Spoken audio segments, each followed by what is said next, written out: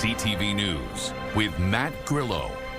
Good evening. There is shock and devastation after a Montreal kosher restaurant was destroyed by fire early Saturday morning. Montreal Police Arson Squad is investigating, and now the owners of the restaurant and neighboring businesses are speaking out. Sweeta Rassi reports. Standing in the ashes of what was once his restaurant, Mayor Azarat says he is still trying to come to terms with what's happened. It was literally people coming to our home and knocking on the door and telling us the crazy news. The kosher restaurant Noam on DeCarry Boulevard was completely destroyed by fire early Saturday morning.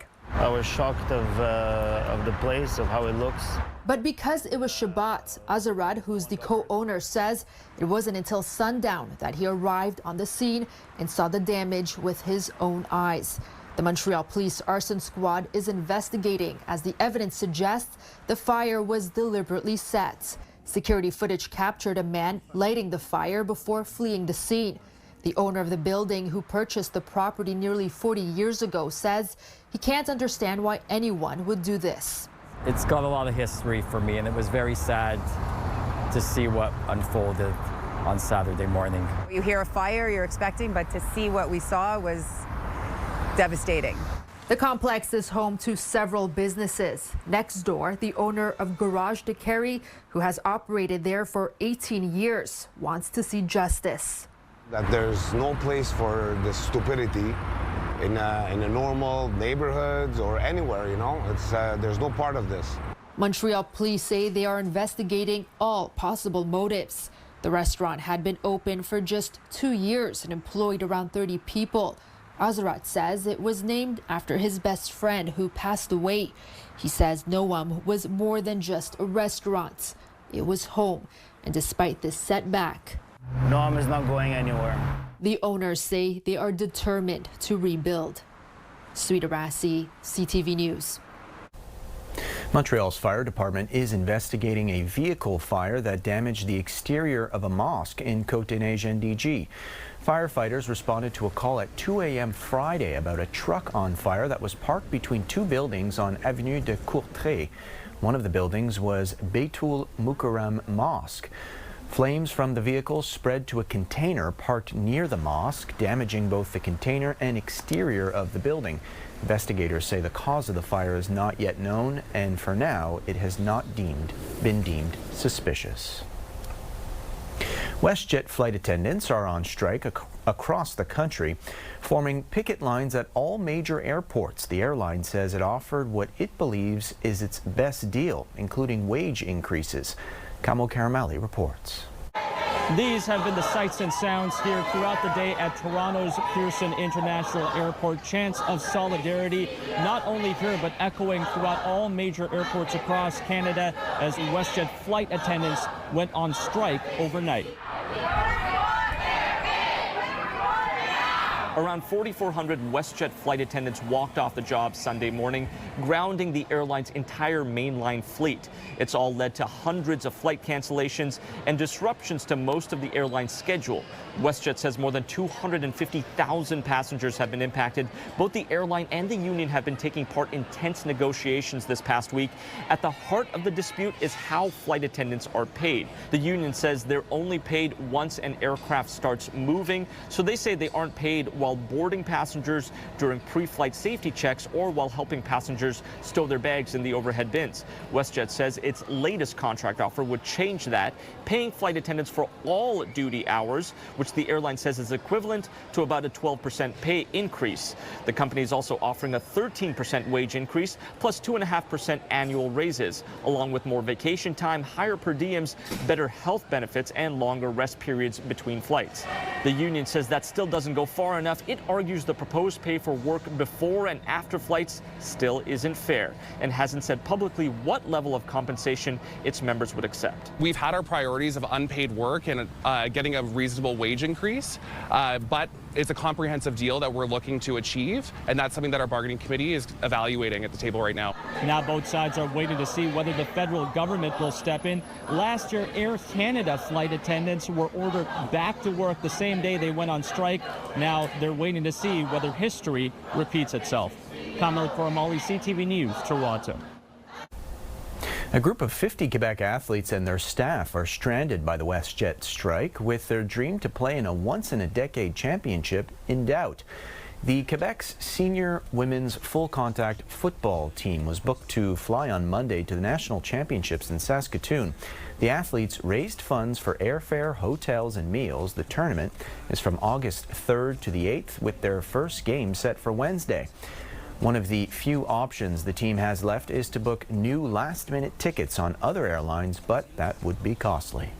It's kind of a last-minute thing where either we decide to go ahead and get those expensive tickets, then we have to raise, again, a new amount of money that we were supposed to raise in the first place, because we're still spending money on this tournament. All the cost, the total cost to send the team out there is around $145K. So we have a certain amount of money that we have to raise ourselves, but this, cancellation just adds on and piles on to that.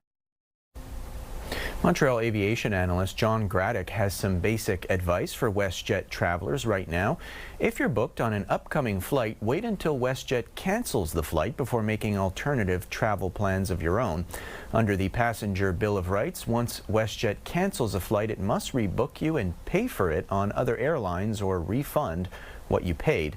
Graddick says patience for passengers is key to getting the best deal during the strike. I'd say take a deep breath. Sit down and wait. I know it's counterintuitive. You want to go out there and get another carrier's to fix your trip. And if you can afford it, you'll probably lose all of your WestJet money.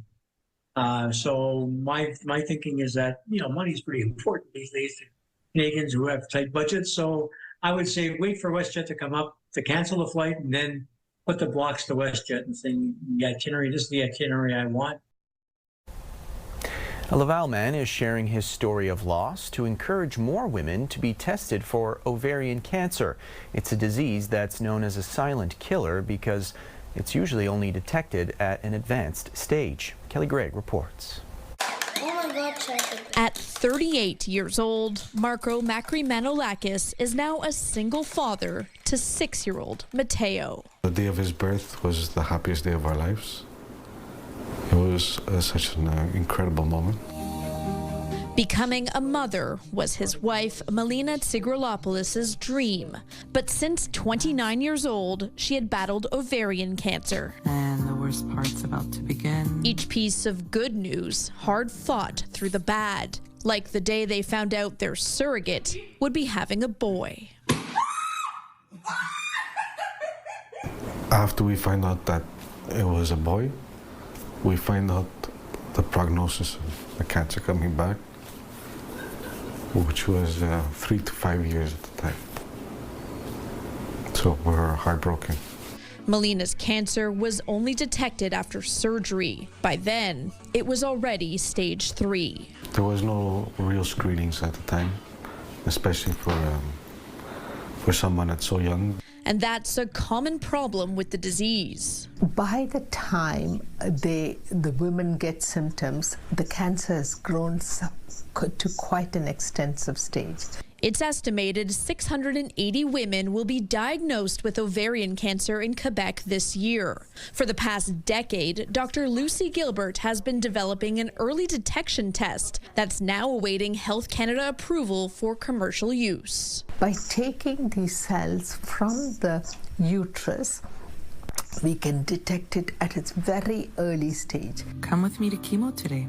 Now, at the very same hospital where she was receiving treatment, a room bears Melina's name. Find something you can hold on to. In the last months of her life, she had the opportunity to take a family vacation to Costa Rica. They had also planned to celebrate her birthday early, but in the end, she didn't make it. She always told me that when it becomes unbearable for her, she will let me know. So the day she passed, it was the first time she actually said, sorry. It was the first time I heard her tell me that she was tired.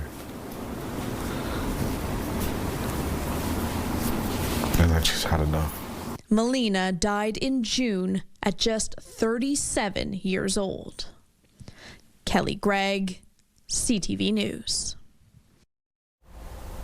A young skipper is setting out to inspire more women to move up the ranks in sailing. Jasmine Pernot will be the youngest skipper at a new race in Quebec called the Saint-Laurent 400, launching on August 6th from Tadoussac. Geneviève Beauchemin reports. Jasmine Pernot is setting sail on an adventure and aiming to inspire women to get on board and lead in the racing world. The 17-year-old Quebecer will be the youngest skipper of a 7-member crew in a world where few women are at the helm. This for a 400 nautical mile competition spanning the Gulf of St. Lawrence and the estuary. I want to prove that we can all do it.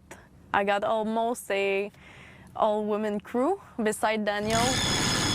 Danielle Bérubé is an experienced sailor and instructor with Féminin Jeunesse. That's a program teaching teenage girls to sail to develop leadership skills and self-confidence. Pernot had never sailed before she enrolled at age 15. Bérubé taught her the ropes and saw she was strong-willed and a quick learner. She just took charge of the boat. All I did, I was standing at the helm and she was doing good. Okay, girls, fix this. Bérubé and Pernot have since navigated almost 6,000 nautical miles together. And Bérubé will be Pernot's second in command on the inaugural Saint-Laurent 400. It's very technical on the St. Lawrence and also the commercial traffic. Choosing your best route with the currents is very hard. Pernot has raised funds to pay for costs like renting a boat, docking fees, and says it's all worthwhile to experience the thrill and adventure of the sailing race. Freedom, it brings me confidence. After that race, I will know that I can do it. And after the race, she will launch a new chapter, enrolling in a maritime training school. Geneviève Beauchemin, CTV News, Vaudreuil-sur-le-Lac, Quebec. Today was Montreal's annual celebration of all things Scottish.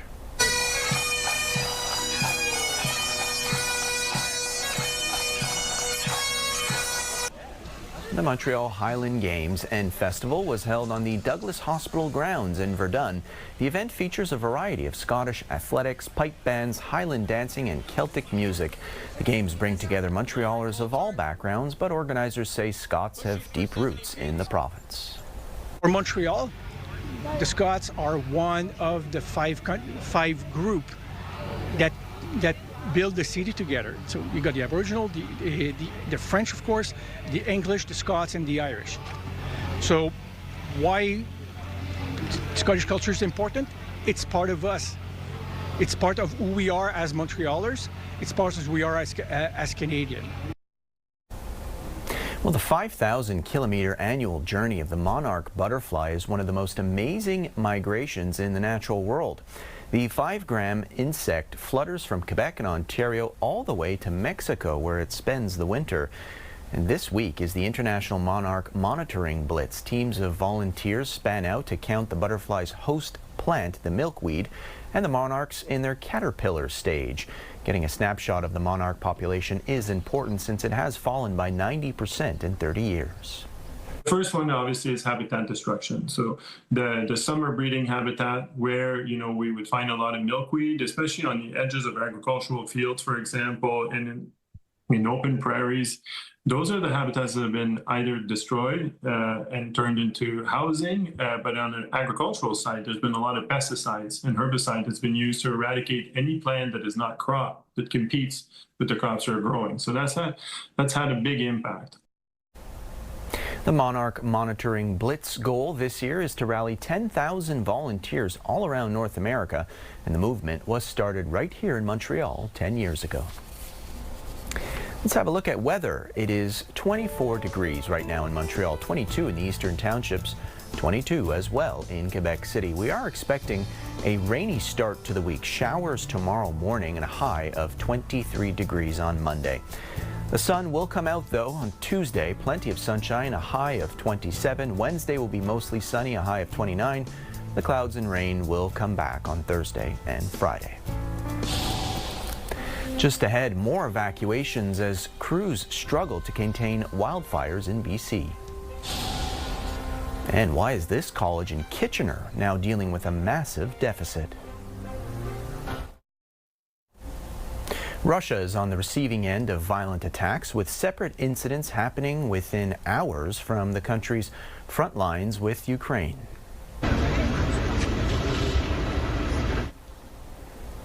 A warehouse owned by Wildfire, Russia's version of Amazon in southwest Russia, was hit in a Ukrainian drone strike.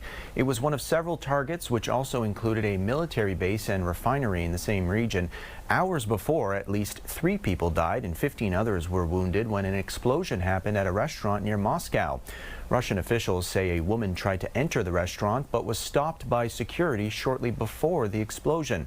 Moscow's mayor is calling the incident a terrorist attack. No one has publicly claimed responsibility. The death toll from the mass rush of migrants into Spain's North African enclave, Ceuta, has risen to at least 72.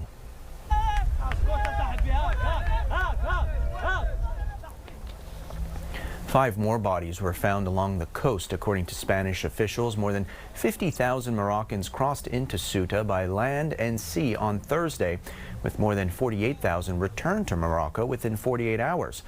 The Spanish army gave water to remaining migrants at a distribution point along the coast where a floating sea barrier was installed to prevent more migrants from swimming in. Many had been driven to migrate by economic hardships and were encouraged by social media rumors.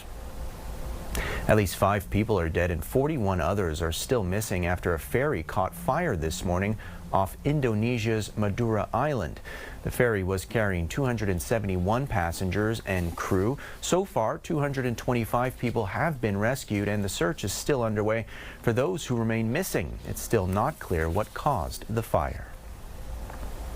U.S. President Donald Trump says he's canceled planned strikes against Iran on the condition that the two countries are able to rapidly reach a deal. What we do know, however, is this is a pause, but of course questions abound as to how long this pause will remain. And while President Trump says that the Strait of Hormuz will immediately open, Iran is saying and making very clear that the Strait of Hormuz remains shut. Saudi Crown Prince Mohammed bin Salman told Trump in a phone call dialogue is needed to de-escalate tensions in the Middle East. That's according to the country's state news agency. Bin Salman reportedly stressed that diplomatic solutions should yield positive results for preserving the security and stability of the region and prevent it from being drawn into a wider conflict. Strong winds and dry lightning are aggravating the already chaotic wildfire situation in BC. There are at least 129 active fires in the province, with close to half of them burning out of control. Around 30 new fires sparked in about the last 24 hours in the province. This prompted evacuation orders for around 2,000 residents as the Pear Lake wildfire grows, and Central Okanagan Emergency Management has announced 3 new evacuation orders and 4 alerts, triggered by the Bradley Creek wildfire north of Kelowna. Elsewhere in Greece, flames threatened homes on the island of Kefalonia, forcing evacuations. More people also fled near the capital as winds forced flames deeper into the region. Nearly 500 firefighters and 23 aircrafts were deployed, but the winds hampered the response. France is guarding a still burning fire 4 times the size of Paris. Meanwhile, Spain also continues to battle wildfires. A NASA-led mission based in Colorado is chasing wildfires that grow powerful enough to create their own thunderstorms. Evan Krugel has more. Some wildfires don't just burn, they create their own thunderstorms. And now a NASA-led mission based in Colorado is taking to the skies to figure out why. There are many parts of this that are still not well understood. There's only so much you can do looking from space with satellites, but at some point you actually have to get aircraft and go up there and measure it. Dave Peterson is preparing to do just that, as NASA and partners prepare to fly high above wildfires to try and figure out how smoke and intense heat can produce thunderstorms. So sometimes we can see fires that are putting out a lot of smoke and burning rapidly, but there's no thunderstorm. And other times, relatively small fires can produce the thunderstorm phenomenon, and we want to understand what's the driving factor there. To find those answers, they'll take to the sky in airplanes like this one. This is our first time doing this type of project with this plane. Corey Wolf is the project manager for the Broomfield-based study and says 2 airplanes will fly near the edge of those fire clouds, collecting smoke particles for scientists to study. We won't be right in the heart of those clouds. That's a much too dangerous place to be, where the smoke, where those pyrocumulus clouds are. But we'll be just downstream where it's safe, and then kind of seeing how that evolves going downstream from there. He believes this research could have many benefits. The more we can learn about fire behavior, where that smoke is going, what's in that smoke, it can really relate to and improve people's health. There's a public safety aspect in just learning about fire behavior as well. So, you know, the things we learn today will hopefully benefit society on the Front Range and other places down the road, the more we learn about these types of fires. After a successful test flight Monday, the team will now spend the next 6 weeks chasing wildfires across the West, hoping to capture these elusive storms in action. A school in southwestern Ontario is demonstrating what an over-reliance on international student fees can do to a post-secondary institution. Michael Serapio reports. It's a story of academic boom and bust. Kitchener's Conestoga College now struggling with a $32.8 million deficit. They lean a lot on the international students. In fiscal 23-24, Conestoga posted a $252 million surplus, thanks mainly to international students who pay more. But with Ottawa limiting the number of those visas, enrollment dropped last year by nearly 55%, leading to cuts and layoffs. The recent changes we've seen have really pulled back a bandage that was over a funding system that hasn't been working for a long time. 2 years ago, the former immigration minister cut the number of international study permits, in part to address affordability. The international student cap is here to stay. And to a degree, it worked. According to StatsCan, the number of international students dropped, down an estimated 36% in Ontario, 24% in British Columbia, and 17% in the Prairies, though its impact on affordability has been less noticeable. To say that it's merely a matter of a bunch of foreign students coming in the last few years post-COVID is a little bit too simple. And with less international money, the funding gap for post-secondary education across the country has been exposed. The amount of provincial funding or grant funding that has gone into these institutions has remained flat. A reality that has an impact on Canadian students today and the economy later as international students turn to other countries for their education. And if we're going to survive Trump, we're going to need engineers and entrepreneurs to come here and help us build our electrical grid and pipelines and new businesses. We should also note in the case of Conestoga College, its budget shortfall has also led the provincial government to now take over the college. After the break, Pride festivities are underway in the city. What's happening and when's the parade? We speak with journalist Richard Burnett. And calls for more resources to address animal overpopulation in remote communities. Celebrations have begun in the city. For more than a week, there will be events, activities, and parties taking place celebrating the LGBTQ+ community, and the Pride Parade is set for next Sunday. Joining us now to talk more about what to expect is Richard Bugs Burnett, an arts and culture journalist. Hi, Richard. Good to see you. Thank you for having me on the show. Always. So, 20-year anniversary for Fierté Montréal. They're the organizers of this, but Pride goes further back than that, and you were there for the beginning. So talk to me about that time. Well, I mean, Pride goes back to all the way back to 1979 in Montreal. Well, before I started organizing Pride.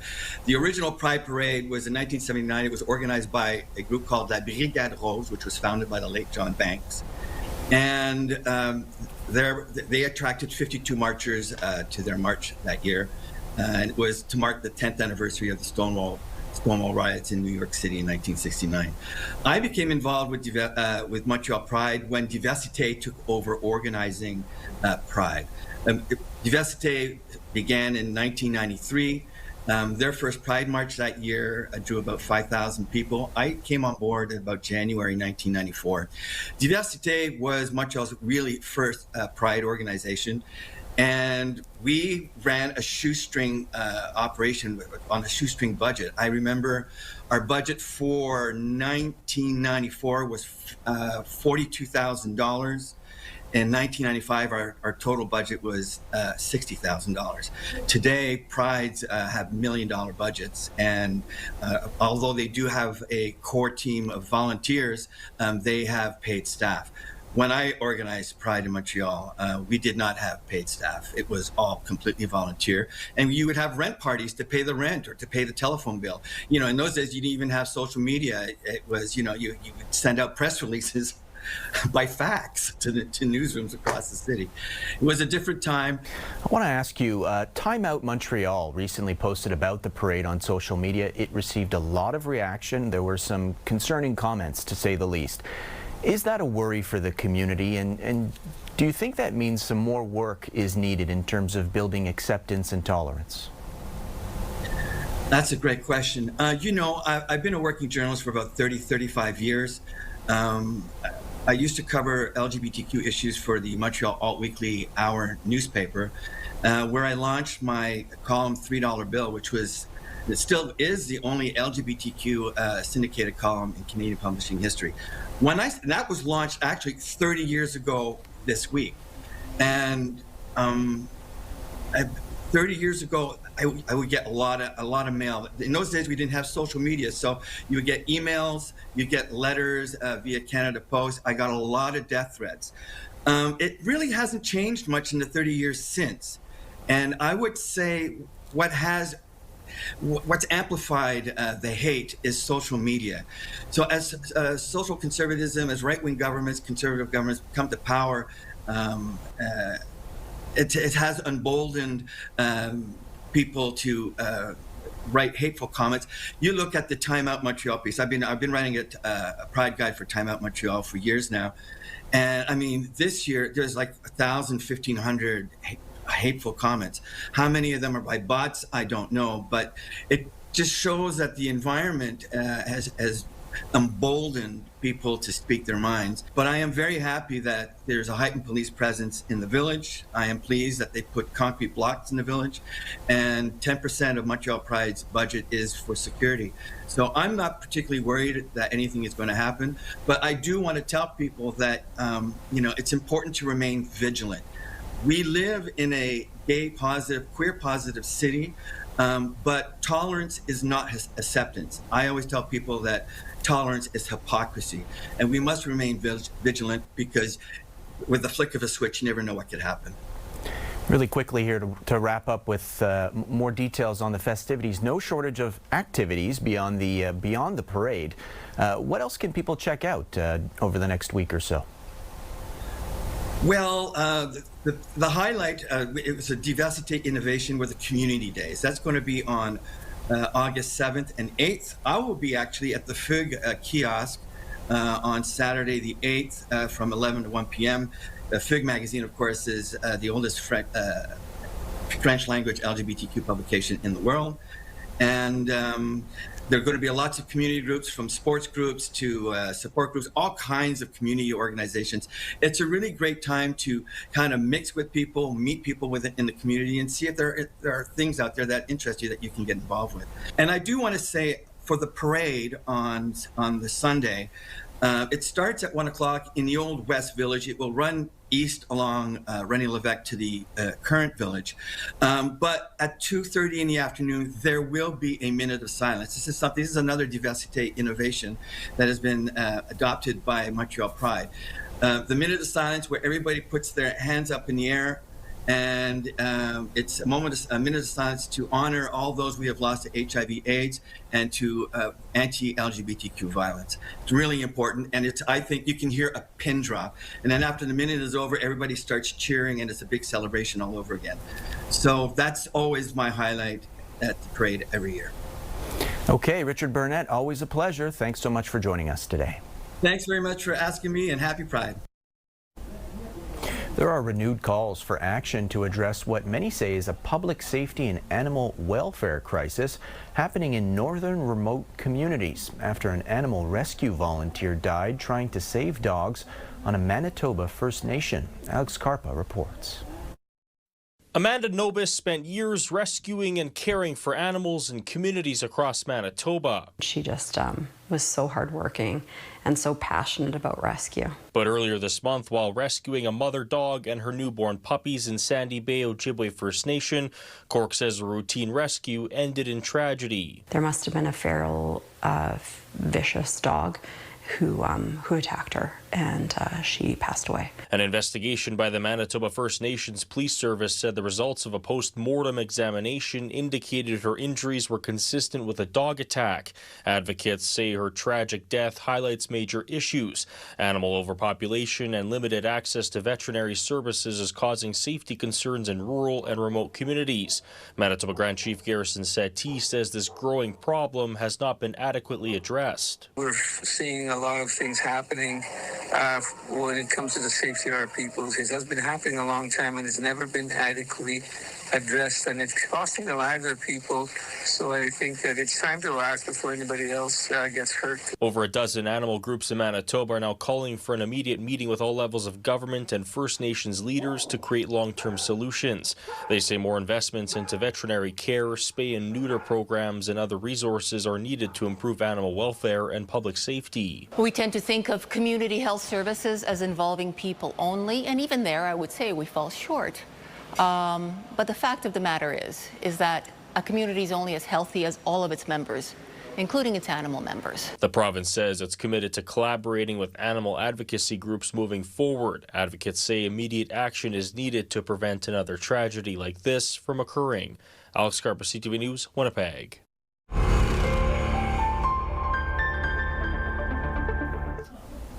The Shield of Athena is hoping to reach more victims of conjugal violence. It has launched a new website in more than 10 languages. Angela McKenzie reports.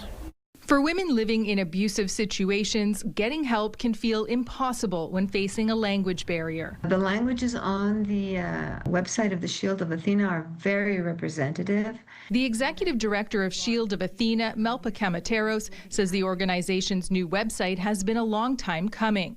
It's now available in 11 languages, including Arabic, Ukrainian, and Greek. The presence of language barriers, or the presence of or the non-presence of a network of support, or the presence of economic dependency.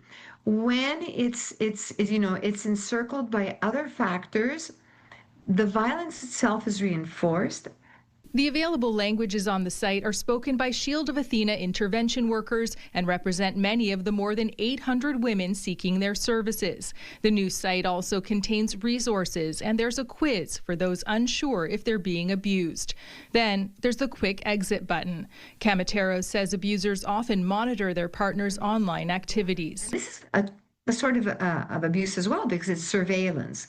So we figured that a quick exit button would be something that would be very, very helpful in case, the partner came in unexpectedly and, she wanted to leave the site. She adds demand for these services has skyrocketed since the pandemic. The hope is the new website will help reach more women. We wanted accessibility, we wanted equality, and we wanted, justice for everybody in obtaining, the same information that people in Canada and Quebec are entitled to. Shield of Athena plans to add even more languages to its website to help ensure as many women as possible can find safe haven. Angela McKenzie, CTV News. Still to come, we meet the Turtle Taxi, volunteers bringing injured turtles to safety.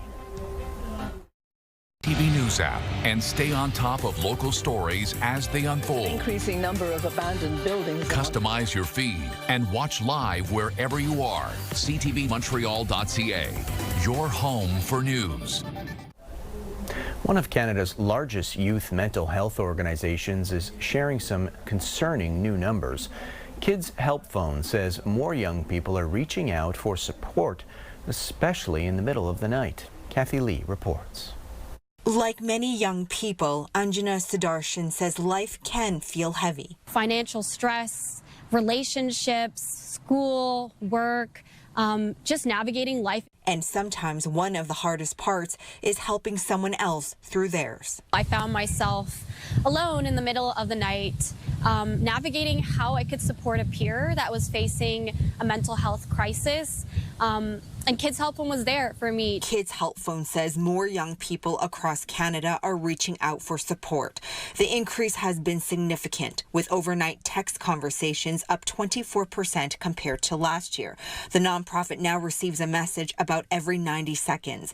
Kids Help Phone says social media is just one of many factors contributing to the growing demand for mental health support. Geopolitical issues, from forest fires, flooding, from climate change, pressures from school, in addition to online bullying. Donna Kosnick is a volunteer crisis responder and says it's not just young people looking for help. I had expected that I would be texting mainly with young people, and a lot of my conversations are with adults. All the more reason why this service is so very important. The Canadian Mental Health Association says it's also seeing more young people struggling. We've been in a crisis for a while, and this just continues to reiterate the need for more services and supports. Experiencing the benefits of support, Sudarshan now spends her time on the Youth Council with Kids Help Phone. We're young people from across Canada that are working with the organization to not just provide advisory, but to directly inform and help develop those services. The dedication to help make supports even stronger for the next young person who needs it. Kathy Lee, CTV News, Calgary. Canadian Blood Services is appealing for people across this country to donate blood. The agency says supply has dropped by nearly 20% since the beginning of June. In response, 4 mosques in the Toronto area rallied in an effort to help. Mike Walker reports. A community rolling up their sleeves and answering the urgent call for blood donations. Blood is in us to give, and so it really does frighten me that, tomorrow somebody could be in dire need and they may not have that supply. Mohammed Medji and his son Hussein are among more than 130 people who registered for this blood drive at the Joffrey Community Center in Thornhill. We've been doing this as a way of just giving back to the community. We hear that there's shortage of blood donations. It's an easy gesture just to help a bunch of people. It's the 4th year for the Arbanean Blood Drive, organized by ISIJ of Toronto, rallying together donors from 4 GTA mosques during one of the most significant observances in the Shia Muslim calendar. Being part of the fabric of the Canadian societies is very important to us, and giving back is also really important. We would get taught that one life saved is like all of humanity saved. So community service, philanthropy, it's really ingrained in us. This drive comes at a critical time. Canadian Blood Services reports its national inventory is down about 20% since June 1st, with fewer donation appointments than usual booked. In the summer, we know that Canadians love to do inherently Canadian things like go to the cottage, go on vacation, head out of the city. And sometimes what can happen is that donation routines can sometimes slip.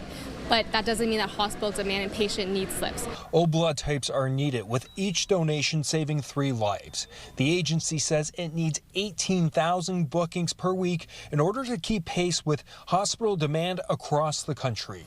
Patient, care is not being impacted, but we certainly don't want to get to a point where that happens. A need 18-year-old Assad is well aware of. He has organized blood drives at his school, and this is the first time he's donating. My mother was going regardless, and I was like, I told my mother I should also come. And the fact that there's a blood shortage means we need more blood. Since launching in 2023, the drive has collected enough blood to impact nearly 770 lives. Mike Walker, CTV News, Thornhill. They're called turtle taxi volunteers. They help ferry injured turtles from across the province to the Ontario Conservation Centre in Peterborough. And the one-of-a-kind turtle hospital is seeing an extremely busy year. Caitlin Wilson has more. Hello, Connie. How are you? Pleasure to meet you in person. Yeah, nice. What started as a rescue is now a relay. So we have one snapper. A relay stretching hundreds of kilometers, all to give turtles like this one a chance. During the night, it is a snapping turtle. This snapping turtle was found near Monkland in North Stormont after being hit by a car. And while it didn't survive its injuries, its journey isn't over. If it's a female carrying eggs, that could be a dozen turtle lives at stake. So we can we can recover a lot of eggs, even if the turtle itself doesn't make it. Gavin Kramer and Connie Schultz are two of more than 1,600 turtle taxi volunteers in a province-wide network of people in vet clinics relaying sick and injured turtles to the Ontario Turtle Conservation Centre in Peterborough. We wouldn't be able to have the province-wide impact that we do without those dedicated volunteers. And like any relay, this turtle is passed from one volunteer to the next, from Monkland to Kemptville, then off to Perth before arriving in Peterborough. Turtles in general are decreasing in the province, just like all the all our native like pollinators, everything else. So if I can help out a little bit, at least we can keep the species going. And this year, volunteers are busier than ever. More than 1,900 turtles have already been admitted to the Conservation Centre this season, compared to around 2,200 in all of last year. We're not entirely sure whether it's a matter of just more turtles and more roads and things like that, or if it's a matter of we've got a lot of folks that are directing turtles to us. From early spring until late fall, especially during the summer months, turtles will often end up right here along gravel shoulders like this, looking for places to lay their eggs. And if you do spot a turtle and it's safe to do so, experts say you can help it across the road in the direction it was going.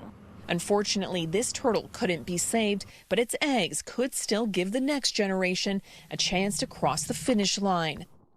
Caitlin Wilson, CTV News. The Queen of the Olympic Games, Nadia Comaneci, was back where she made history. Outside of the Olympic Stadium, a meet and greet last night between the Olympic champion and other women also named Nadia. Her perfect Olympic performance 50 years ago inspired many families to name their daughters after her. The event was called the Great Nadia Gathering. A call was previously put out for everyone named Nadia born between 1976 and 1978. In the end, 50 people were chosen. Just wonderful. She's such an inspiration to women athleticism, and she's just a wonderful person. The fact that she's doing this is really, really nice. And the city has a great fondness for her as well, because she did what no other gymnast has done. My mom was watching the Olympics from her hospital bed. I'd just been born, and Nadia wasn't the name she had picked for me originally, but then she named me Nadia because of this, and then we came home to meet my family, and my aunt was also pregnant with my cousin. My aunt had picked a name. So now I have a cousin named Cynthia, who was supposed to be named Nadia. I was just born first. When I received this invitation for the Olympics to celebrate the 50th anniversary, and I saw the meeting with the Nadias, it was so unique, and it is something historic because I can hear everybody's story. Just ahead, rocking out in a hospital. Top performance and making a patient's dream come true. For breaking news and local news that matters to you, download the CTV News app right now by scanning the QR code on your screen using your smartphone. Or you can also go to our website, ctvnewsmontreal.ca. Heavy metal dreams coming true for a 27-year-old patient at a Canadian hospital. But as Peter Sperling tells us, he didn't go to the concert, it came to him. It's music you typically wouldn't hear in a hospital. But when 27-year-old Bruyere health patient Tim Barry asked to experience a heavy metal concert, Bruyere's health chaplain stepped in. It's not unusual for us to think outside the box, but heavy metal was never on my playbook when I started here. Tim, medically unable to go to a concert, so the concert came to him. It was a beautiful thing. Ottawa's Dominion Tavern putting everything together needed for the show, and for free. We found a band, I found a lighting and sound technician, and I had all the equipment just right here waiting to go. The lights, the sound, all the gear adding to a top performance. Of course, a heavy metal band can get loud, so to be respectful of Tim's neighbors, the concert was held here in a hospital boardroom. If you're going to do a heavy metal show, you got to give them the full 100%. You can't, dial it back. You got to take it to 11. Canadian power metal band The Scepter going all out. Instantly, I was honored, warmed my heart that they thought of us, and I told the guys right away, and everyone was immediately on board. Everyone putting together the full experience, even a custom-made ticket. We painted his nails black. He had his heavy metal t-shirt on. They rocked out for him. An emotional moment and show for many in the room. Yeah, a little bit. We were happy to have our sunglasses on. I had nurses coming up to me after and hugging me and tearing up and saying, I'm so glad Tim got to have this. And a memorable and unique experience for everyone involved. Tim was really blissed out by it, yeah. Peter Sperling, CTV News. Taking a last look at weather, 24 degrees right now in the city. Similar temps elsewhere. It's 22 in Sherbrooke and 22 in Quebec City. We'll have a rainy start to the week. Showers expected on Monday morning. The high will be 23 degrees. We will have some sunshine this week, though. Lots of sunshine Tuesday, a high of 27. And it will get warmer on Wednesday, a high of 29 and mostly sunny. The clouds and rain return on Thursday and Friday. And that's it for us. A programming note, all CTV News Montreal programs will be preempted on Monday, but we will be back on Tuesday. Thanks for watching tonight and have a good evening.